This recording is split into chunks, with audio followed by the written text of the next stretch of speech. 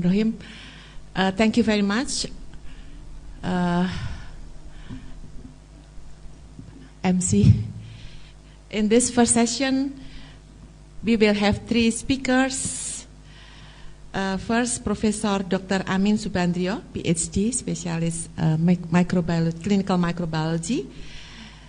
The second is Dr. Corey Smith from Queensland Institute for Medical Research, and Dr. Neni Nuraini from Biopharma.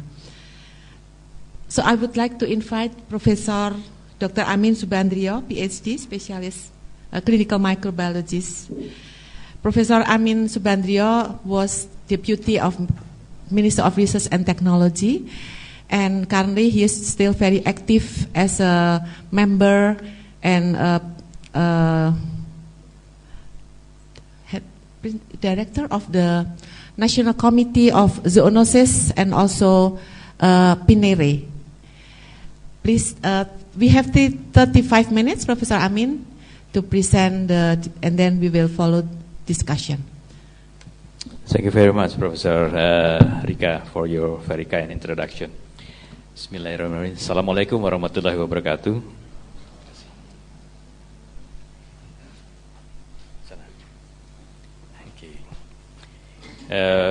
It is a great honor for me to speak before a group of eminent scientists in the University of Gadjah Mada, and so I express my gratitude to the organizing committee, especially for the Dean of Medical Faculty of University of Gadjah Mada. So, ladies and gentlemen, this morning I would like to share with you national policy on vaccine and drug development in Indonesia. Actually, this similar slide has been presented in this room also several years ago. But of course, I will share with you what has been established recently. In general, we are facing many health problems, and this problem is increasing year to year. And we can see that we can divide those problems into 3 groups. The first one is infectious disease, of course. The second one is malignancy, and third group belongs to the disease related to genetic and metabolic and lifestyle.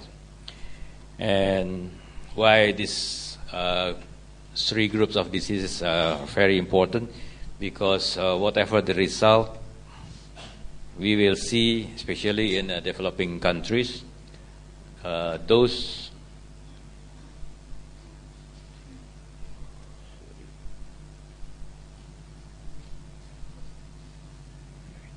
diseases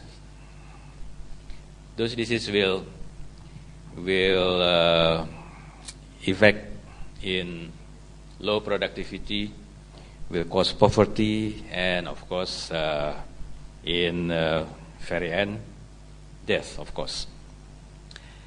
So, from every group of disease, we can identify more and more diseases. Like, for example, in infectious disease, now we are facing tuberculosis, malaria, dengue, HIV, avian influenza, and it will coming soon, probably MERS-CoV and Ebola. It's already in our list now.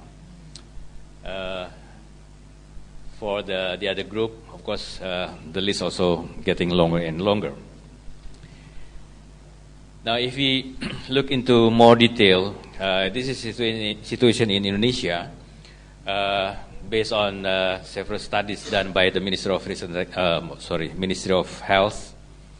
The number of pregnant women receiving tetanus toxoid is, I don't think this is working, the laser. Okay, yes. About more than 5 million, and while babies for about almost 5 million or so. And if we are talking about dengue, we can see that in 2010 we have almost 160,000 patients with a case fatality rate about 0.87%. In 2011, the incidence is decreasing, but the case fatality rate is a little bit increasing.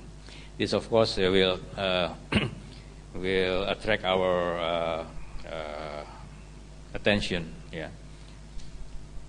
In case of avian influenza, Indonesia has been facing this problem for almost 7 years, from 2005 to 2012.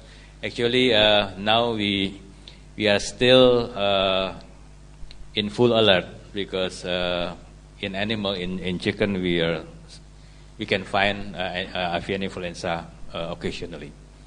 So we have until 2012 192 cases with 160 deaths. So case fatality rate is quite high. Yeah, more than 80%.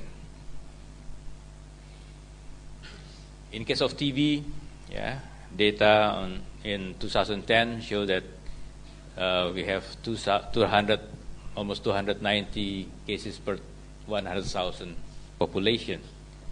And besides TB, we have also increasing prevalence of HIV and AIDS.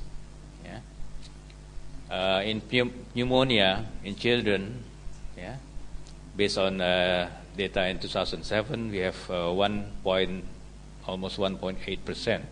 And malaria, in 2012, we have almost 1,000 cases. Of course, probably this number are only the tip of the iceberg. If we collect data more carefully from the primary health care, probably we will find higher numbers. In case of other diseases, diabetes mellitus, for example, we have almost 6%. Total cholesterol in urban is almost 40%.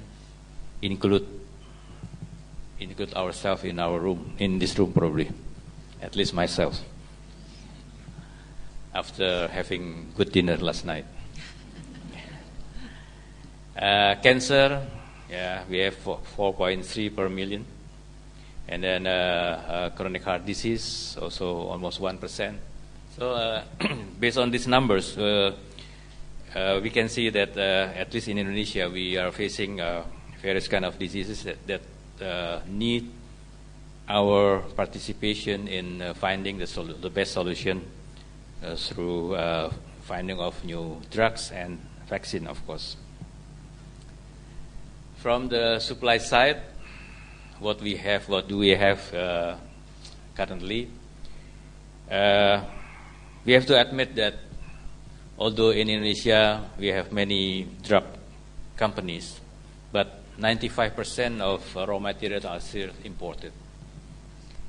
And this is because the number of upstream chemical industry is very limited in Indonesia. And also in terms of research, we have to admit that the amount of money spent by the government to fund research is relatively very low. Only officially the number is only 0.8% of the GDP. And of course in human resources, we are also lacking compared to our neighbors, Singapore, Malaysia, for example, and Thailand. But we are happy that the situation is improving currently. You can see, for example, in this university, the quantity and quality of researcher is increasing year to year. And again, facility and infrastructure. As I mentioned earlier in this morning, that we can witness in Indonesia increasing number of research institutions, previously only in big cities like Jakarta, Surabaya, Jogja, but now we can find very good facilities even in smaller cities. Now, if we are talking about vaccine, why vaccine is very important? Data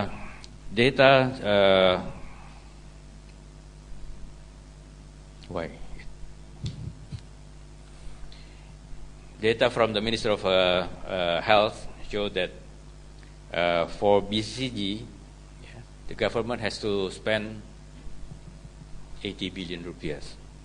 For diphtheria and tetanus, 11 billion. Measles, almost 40 billion. Trivalent polio, 50 billion.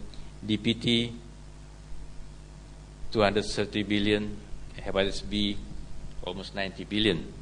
Yeah, this is total money spent by the Minister of Health to in attempt to control these diseases. In case of malaria, for example, the use of artemisinin combination therapy or ACT, it costs the government 28 billion.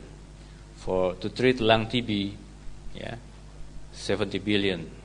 For avian influenza drug, the government has to spend 8 billion. So it is quite large amount of money. Now, based on that situation, then the government, through the Minister of Research and Technology, in collaboration with Minister of Health and Minister of Education, we have set up a priority for research activities. For health and medicine, 2015 to 2019, we will concentrate our research activity to nutraceutical development of specific nutrition, and then vaccine development of diagnostic kits and health equipment, and then biopharmaceutical and biosimilars, drug development, including nature-based medicine. Probably some of you in this room are already involved in activities related to nature-based medicine and also biopharmaceuticals and biosimilars. If we look into more detail, for vaccine development, these are the sub-teams that has been mentioned in the we call it Rakornas, National Coordinating Meeting for Research. We identify these 7 topics: H5N1, hepatitis B, TB, dengue, malaria, rotavirus, and human papillomavirus. And for drug development, 5 activities has been identified. First, development of artemisinin for malaria, and then we are trying to identify off-patent drugs. If possible, we will produce it in Indonesia by Indonesian company. And then excipients, and then nature or traditional-based medicine, and anti-cancer antibody. In diagnostic kits, we are trying hard to finalize research and development in producing diagnostic kit for malaria, HIV, dengue, influenza, and TB. And for non-infectious diseases, for hypertension, diabetes, kidney diseases, heart disease, and cancer. If you look at this list, this is not only a shopping list, but really based on what is needed by Indonesian people. And for biopharmaceuticals and biosimilars, there are 4 products has been targeted. First is human EPO, human erythropoietin, and then stem cell, production of albumin, and then also thrombocytes. So these are the focus of research activities. I will share with you a little bit about our activities in vaccine development. This is actually a general pipeline of vaccine development. If we start from the beginning, from exploratory to identify the problem, for example, in case of, for example, avian influenza, we have to identify what is or what are the viruses circulating in Indonesia, because we have to develop a vaccine that is specific for microbes, or in this case, a virus that's circulating in Indonesia. And then we have to design vaccine candidate, and then characterization, preclinical studies, pilot scales, and so on. From this step, we have to include industry. And so later we will hear from Bio Farma, from Bu Neni, about the progress of these activities. And based on that pipeline, then we identify that this again, all the overall activities. I will not talk into detail, but I would like to share with you that to reach this goal, we realize that we cannot do by ourselves, only by one institution. So we realized that we have to establish a consortium, which include several institutions. Because with the limitation of budget, we realized also we have a limitation of instrument, equipment. So we established a consortium. We started the first consortium in 2011 with consortium on avian influenza. And surprisingly, within only 10 months, the consortium has already succeeded in producing vaccine seed for avian influenza. For TB vaccine, this document actually already produced in a book and available in the website of Ministry of Research and Technology. The roadmap include basic research, pre-development, development, and production. As we can see that if we use normal speed, then in 2020 we will have the final product. Yeah, but we are now already in 2014, and 6 years is relatively not very long. So we have to work hard.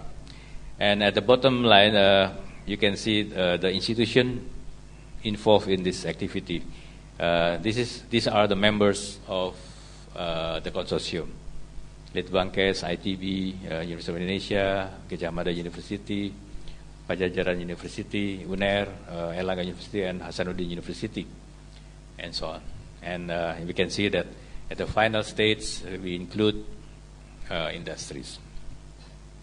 Similar roadmap has been established for dengue vaccine, but for dengue vaccine, to my knowledge and in my personal opinion, this roadmap is a little bit too ambitious. But because we understand that developing dengue vaccine is very, very difficult, I've been involved in dengue vaccine development since 1990. At the time, we promised that within 10 years we will be able to produce dengue vaccine.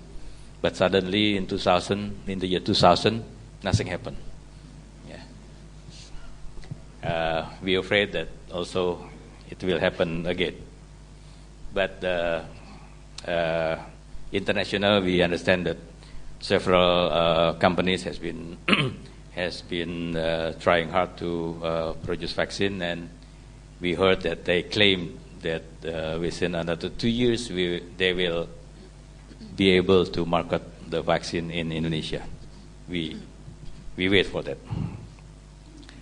And for avian influenza, we have established also a roadmap. This is already started earlier than other activities. As I mentioned before, we started actually in 2011. And at the end of 2011, we have succeeded in producing vaccine seed and also delivery method. For example, similar like gene gun, yeah, without needle. Now, this is the list of members of consortium, as you've seen already in the roadmap before. Yeah, just to stress out that, for example, for recombinant EPO, recombinant human EPO, yeah, the consortium led by LIPI, yeah, and the members are University of Gadjah Mada, and also they include this is from Japan Institute, Nara Institute Science Technology, something like that. And then for hepatitis B development, the group is chaired by Bio Farma. The members are BPT, Eijkman Laboratory, Al-Azhar University, and Institute Technology Bandung. Genetic engineering-based pandemic influenza vaccine development, chaired by University of Indonesia, and these are the members. And then new TB vaccine prototype, chaired by Litbangkes. This is the NISRD, belongs to the Minister of Health. And the members are these universities and, of course, Bio Farma. And this is their promise, actually, the promise of the consortium. They are expecting to have S5N1 vaccine in 2015. That means next year. Hopefully next year we can see the vaccine. Hepatitis B, ongoing research. Tuberculosis, we are expecting in 2020. Dengue in 2025. Malaria, ongoing. Rotavirus, ongoing. HPV, ongoing. Yeah. And for drug development, we expect that in 2015, artemisinin could be produced by Indonesian institution in next year. Actually, even this year we have already the product, but economically we still cannot compete with the dose available in the market. Yeah, so we are trying now to increase the efficiency. And then other drugs like cephalosporin, amoxicillin, it's an ongoing activities, and also development of excipient like lactose, corn flour, cassava flour, and other product. It is also ongoing. Plant extract for cholesterol and glucose lowering agent, still ongoing. It's also activities done by LIPI and some other universities. And then radioactive label antibody, yeah, for cancer, it's already in clinical trial. For biosimilars, it's very interesting. Erythropoietin, for example, this is the recombinant human erythropoietin, still ongoing. As I mentioned before, it's done by Gadjah Mada University and LIPI. And then stem cell, still ongoing. Albumin and thrombocyte also still under construction. So, ladies and gentlemen, in summary, we can identify that in Indonesia, or probably also in the world, that there is a shift, yeah, from infectious disease to non-infectious disease because of the lifestyle. We can see more and more younger patient with diabetes mellitus, with CVD, with heart disease. Yeah, but infectious disease is still the main problem. Yeah, because probably after we can control one infectious disease, then a new infectious disease will come. Yeah, and because of the development, because of the deforestation, probably many mosquito now move to the city. Yeah, before they prefer to live in the jungle, but because of deforestation, then they fly to the housing area and cause more diseases. So actually, not different between mosquito and elephant. Yeah. Because they are not trying to kill us, they are only trying to find food. Yeah. Okay. Indonesian scientists has been trying hard to reduce dependency to import, and of course increasing self-sufficiency. Yeah, because we realize that Indonesia, with 240 million population, is a very good market. Yeah, actually, if we could produce by ourselves, it will be very, very good. And the range of research activity is from prevention, diagnostic, and of course treatment. And because we can see that the shopping list is quite long, so we have to prioritize by giving priority based on number of affected and severity of disease, and also whether it could save more lives. And then also we hope that the new product will be affordable and, of course, accessible. So with that, I would like to conclude my presentation, and hopefully that this will give you better insight about what is the situation in Indonesia and how the government of Indonesia is trying to focus research activities, because we realize that we have some limitation, but with that limitation doesn't mean that we have to stop the activity or minimize the activity, but we are challenged to produce something to make Indonesia better. Thank you very much. Assalamualaikum warahmatullahi wabarakatuh. Thank you very much, Professor Amin Subandrio, for the very informative and very clear direction of our national research priority.